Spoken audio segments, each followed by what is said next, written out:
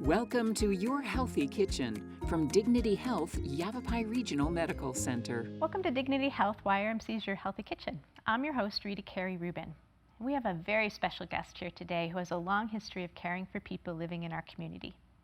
Dr. Sam Downing is the Director of Geriatrics and Palliative Medicine at Dignity Health Yavapai Regional Medical Center, and he leads the Alzheimer's and Dementia Care program there. Sam recognizes the desire in all of us as we age to have enduring quality of life and strong, vital brains. We'll be talking about what you can do to reduce your risk of dementia and make a delicious brain-boosting recipe as well. Welcome, Sam. Good morning. Thank you so much. It's great to be with you. It's good to have you here. It's good to see you. Yeah. So I know you have a long history of working with folks in the community and doing just wonderful work. And I'm just really curious how your career evolved and brought you to what you do today. Right. It's an interesting story from my perspective anyway. Others may not find it that interesting, but I'm a family medicine doctor by training. So I started in family practice here in the community in the late 1980s. And in that opportunity to work with families in the community, I really got introduced to a program called hospice, which many of us know what hospice care is. And hospice was really focusing on helping people have a good quality of life at the very end of their life. But out of the hospice movement has come a really interesting specialty in medicine called palliative medicine. And palliative medicine is really focusing on helping people have a good quality of life, but not connected to the end of their life. Mm-hmm. So I got into palliative medicine, and Yavapai Regional Medical Center, now Yavapai Regional Medical Group, part of the Dignity organization, has been very, very supportive in developing a palliative program, not only for our inpatient people who are in the hospital, but also now as an outpatient program as well. And when we developed the outpatient component, where we would actually go and see people in their homes, spend time with their family, their caregivers, whatever it might be, what we were seeing was somewhat startling. We were seeing a lot of people who had cognitive impairment. They were having difficulties with brain function. They were having difficulties managing their day-to-day events, whatever it might be. And that added a complicating factor to their other medical conditions. So if they had heart disease or lung disease and now brain or cognitive problems, suddenly they really were in dire need of additional help. So we were able to develop these programs that YRMC is sponsoring, and those programs are really focusing on identifying people who have cognitive or brain abnormalities and helping them get the support that they need and help their caregivers get the support they need as well. Well, that's the brief story of a 33-year career here in Prescott. So. Yes, I think you truncated that quite a bit, but that's big. That's so important, especially as our population ages. Yeah. And you know the demographics of our community as well as I do, that really we have always had a shift toward the older population. Yeah. But that older population, instead of being 65 and 70 and 75, are now 85, 90, 95, and even there's a growing group. In fact, one of the fastest growing groups is people over the age of 100. Wow. Yeah. So we're living longer, but our brains aren't necessarily staying healthy. They don't necessarily keep up, and most of us, if we look back to the turn of the 20th century, we would see that people lived an average life of about maybe 100 years. This is back in 1900s, 19th century. And people live maybe an average of about 50 years. Wow. But now, if we're living 85, 90, 95 plus years, we want those years to be quality, and we want those years to include a sharp brain that helps us manage our day-to-day functioning. Sure. And Alzheimer's and other forms of dementia are really big. It's very prevalent, and I know you brought some statistics with you. I do, and I hate to boggle us with statistics, but it's important to recognize the dynamics of what's happening not only in our country but across the world. And also in light of the recent COVID epidemic, we have to recognize that may have even more of an impact on certain people with certain disease processes. Mm-hmm. So if we look at Arizona, we know that more than 6 million people have been diagnosed with some form of dementia, Alzheimer's disease being the more common type, but there are other types of dementia. And dementia just means an inability of the brain to function in one of its 5 main domains. So we have things like memory. Certainly we think about memory with regards to Alzheimer's disease, but we Also think about our ability to be aware of our orientation, where we are, what time it is, what day it is. Spatial arrangements, how we identify how to use tools and things, and what we're going to be doing today, which is cooking. That takes a part of the brain that needs to be functioning normally. So a huge number of people have been diagnosed. There's a lot of people out there who haven't been diagnosed, and that makes a big difference. If we break it down to the state level and look at Arizona, we know that about 3,047, well, I'll read this. There are 3,047 deaths from Alzheimer's disease in 2019 in the state of Arizona.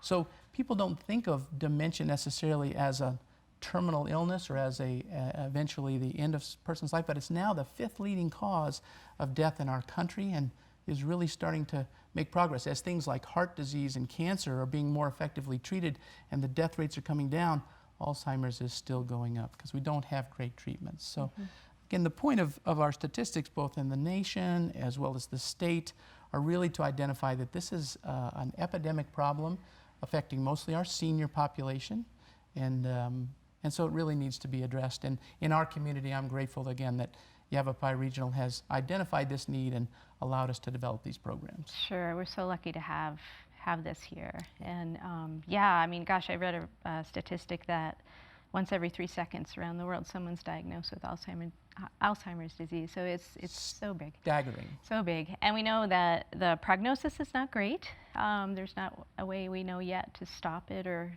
reverse it. So, how about prevention? Yeah, so how do we prevent? That's an incredible area of focus right now, because you're right, the treatments that we have, once we identify a dementia, we actually really are learning that the problem probably started 8 to 10 years beforehand. And so we may not see any changes in a person's physical exam or their ability to function normally or things like that. We may not see that, but by the time we see that, there's been enough brain damage from different types of things that occur in the brain related to Alzheimer's or other conditions that prevent us from getting rid of those problems. So they talk about plaques in the brain that build up, and I think of it as an electrical system with an incredibly intricate network of systems working through it, or the electric part of our brain. And if you get plaques in the way that block those connections, block the ability for the brain to communicate with itself, but also to communicate to the rest of our body, then we really start to see those situations deteriorate quickly. Yeah, and we're learning more and more on how to just stop that process.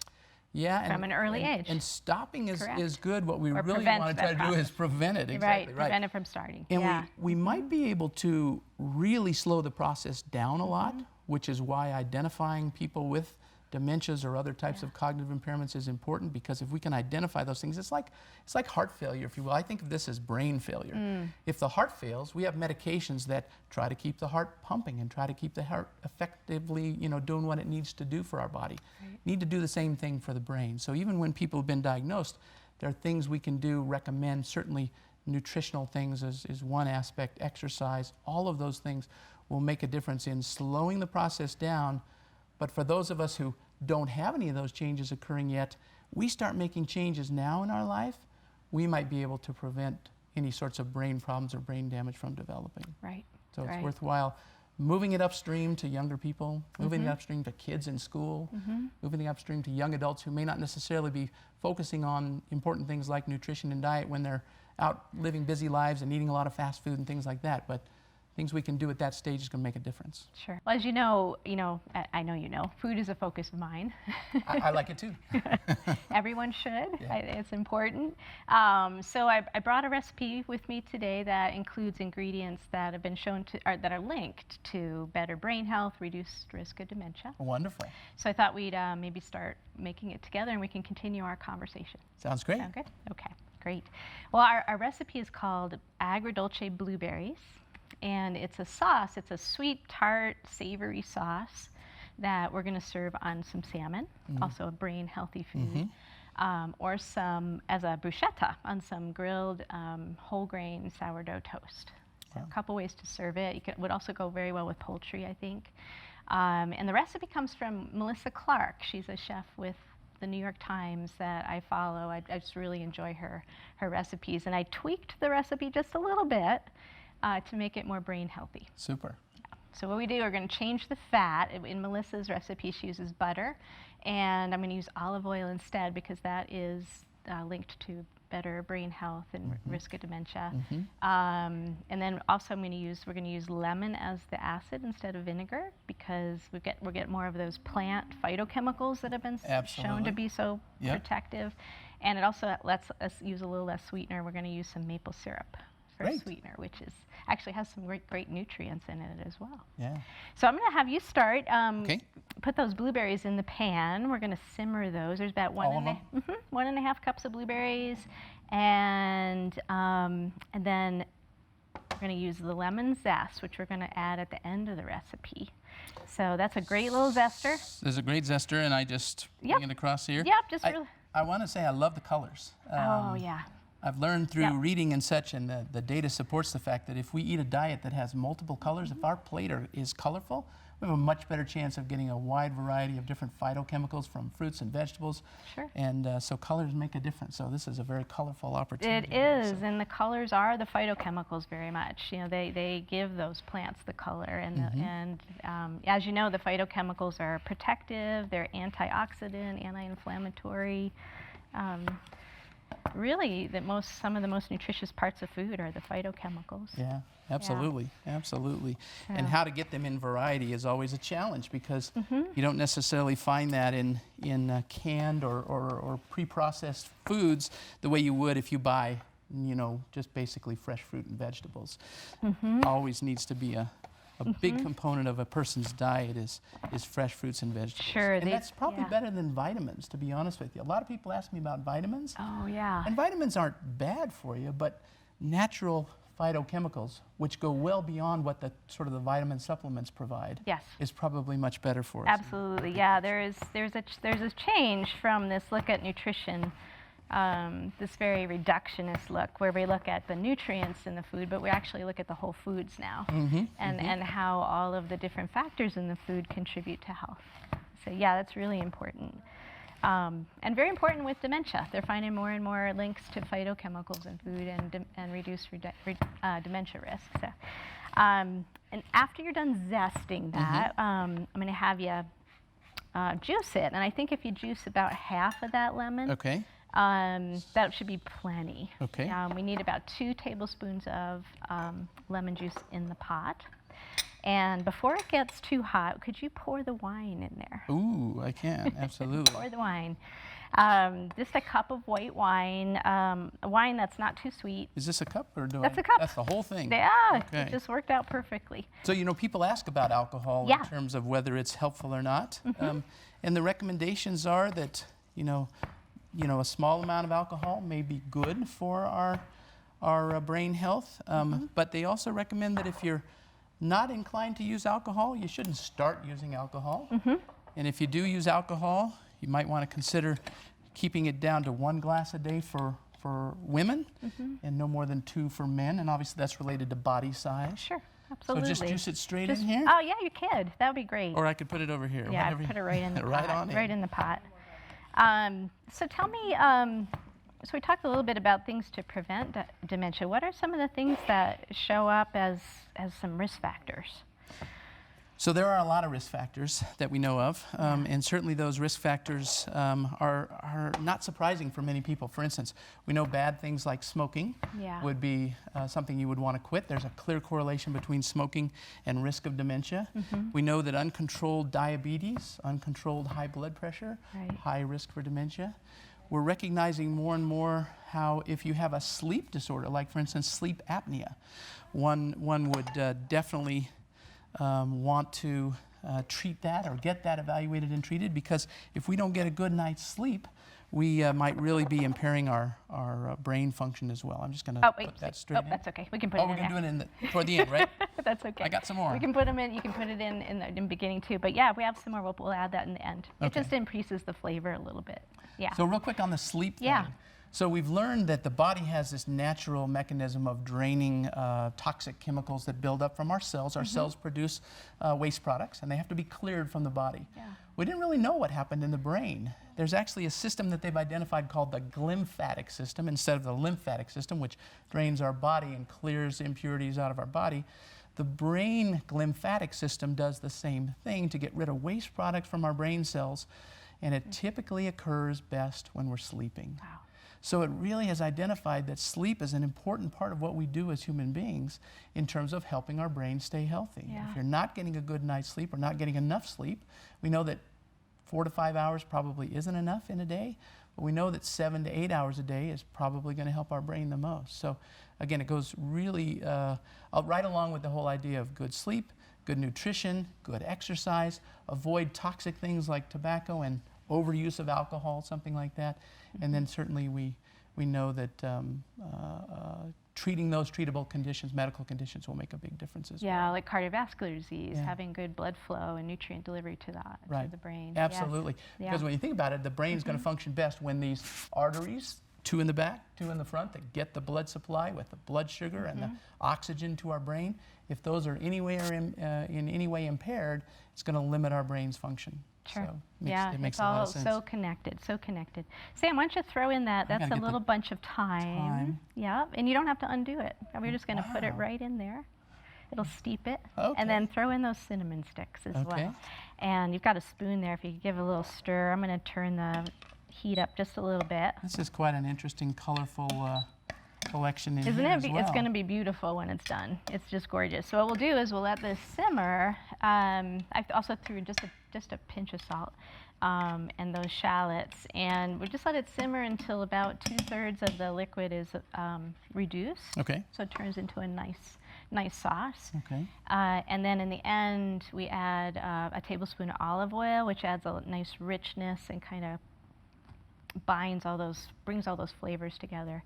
A little bit of maple syrup, just a tablespoon, and a little bit of black pepper, and that's it. That's the sauce.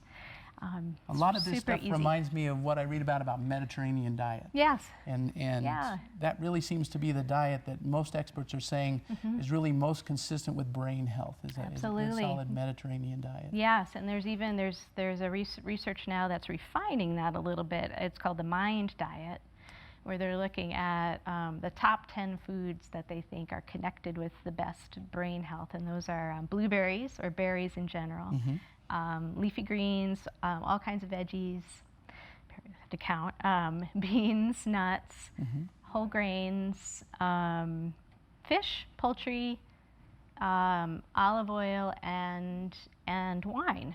Nice. So we Wow. have a lot of We those have many right of in those that pot, MIND right in that pot. diet recommendations. That's fantastic. Well, tell me more about the Alzheimer's and Dementia Care Program. Yeah, thanks for asking. So Yavapai Regional Medical Center, now under the Dignity umbrella, has really seen fit to help us develop programs in the community that help meet the needs for individuals living with dementia and their caregivers. Because we know that if you can't support the caregiver, an individual may not be able to stay at home nearly as long. Yeah. So we identify that caregiver support is really important. So this is a program that we found actually as a UCLA, what they call a dissemination grant. So UCLA started the program several years ago. They're now disseminating this program across the country with some grant support. And so we applied for a dissemination grant at Yavapai Regional, and we were able to get that program. And in essence, what that is, it's called the Alzheimer's and Dementia Care ADC program. It is a high-level or high-intensity care management program, and it's basically managed by a nurse practitioner, and we have a new practitioner in our community. Her name is Christina Gettens. You'll need to meet her sometime. Yes, I would love to. Christina is a doctorate in nurse practice, and she really, based on training that she's had through UCLA, is a dementia care specialist. And so what this program does is identifies dyads or couples in the community. Doesn't have to be husband-wife, could be father-daughter or son and mother, or it could be two, we've had patients who are siblings. One of them's a caregiver, one of them has dementia.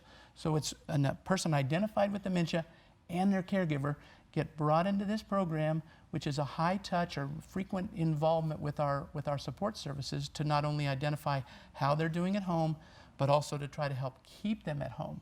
Because we know that if their care becomes too complex or too much burden on the individual caregiver, we know that supporting them in the home, allowing them to stay at home, they do better. You take people out of their familiar environment and suddenly they're not doing as well, and they tend to go downhill much more quickly. Sure. So if you move them to a nursing home or even assisted living, especially by themselves. So we try to keep the caregivers and the patients with dementia together, and if we can demonstrate, which I think we will, we can keep them there longer, we save the system incredible amounts of money as well. In fact, some of the statistics I didn't share earlier really identified that in this country alone, we spend probably billions, if not close to trillions of dollars each year managing people with this type of cognitive or dementia impairment. And they do so much better when they're at home. They do so much better at home. And, Yeah. they save money not only for themselves and their families, but also for the system in general, which is important as we all move this direction, you know. And how do we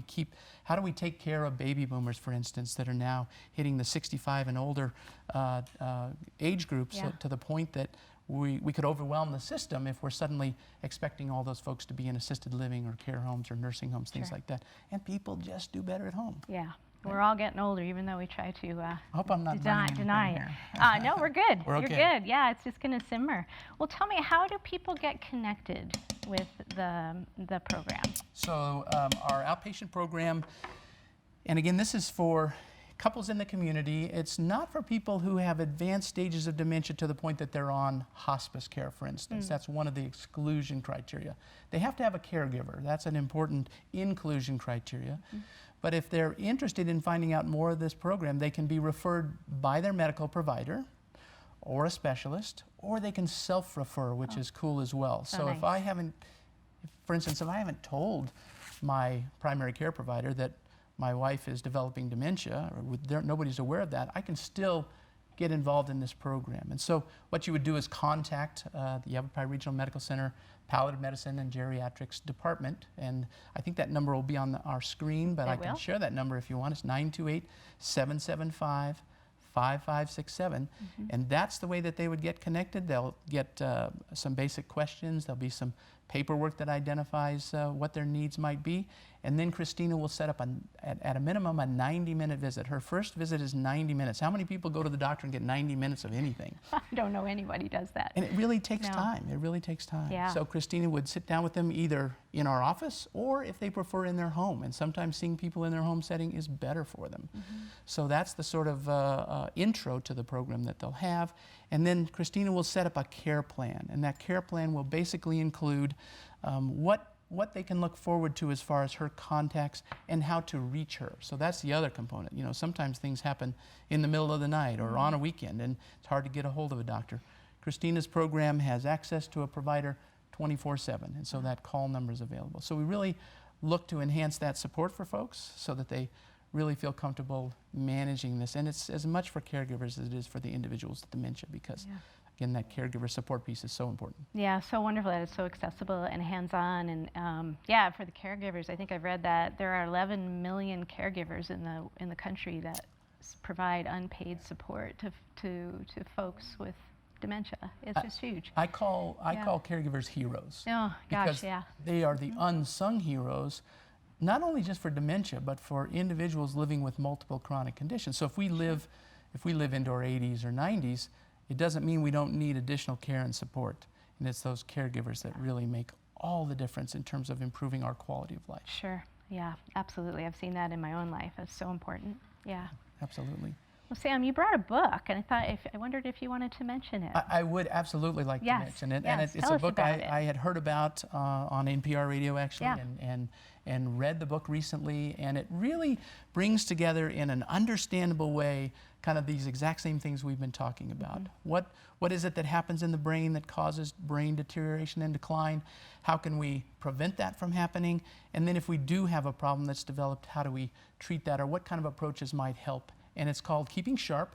It's written by somebody I think most people are going to have heard of or know of, and that's Sanjay Gupta, who's a physician. I believe he's a neurosurgeon. So, but he does a lot of wonderful education for folks, and he has compiled a whole lot of research, which again can be overwhelming for people, especially who are not too science focused.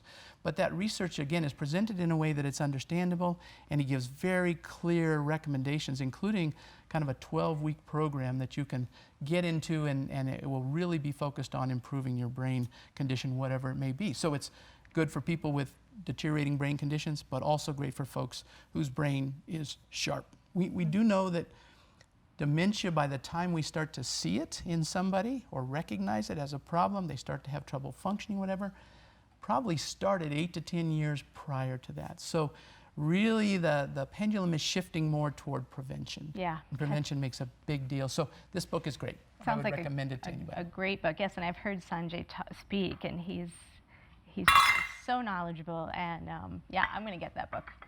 Yeah. For sure. It's well worth it. Prevention is really the key. So I wanted to share since it takes a little while for this to simmer, it takes about 25, 30 minutes, what that sauce looks like when it's done. Wow. So yeah, we talked about color. There's some beautiful color here, huh? That beautiful purple. Yeah. So this is the agrodolce blueberries. Like I said, it's a little sweet, a little tart, a little savory. And we're going to serve it with that gorgeous salmon, those omega-3 fatty acids from the salmon shown to be real protective of the brain as well. Right. And if you don't like salmon, try it on chicken. Or you could try it, like I said, with this beautiful whole grain. You know, I've seen a lot of people shifting toward more of a plant-based focus, and that seems to be really consistent with what we're trying to do with brain health as well. But as you identified, there are certain fish species and poultry as well that actually can be enhancing as well. Yeah.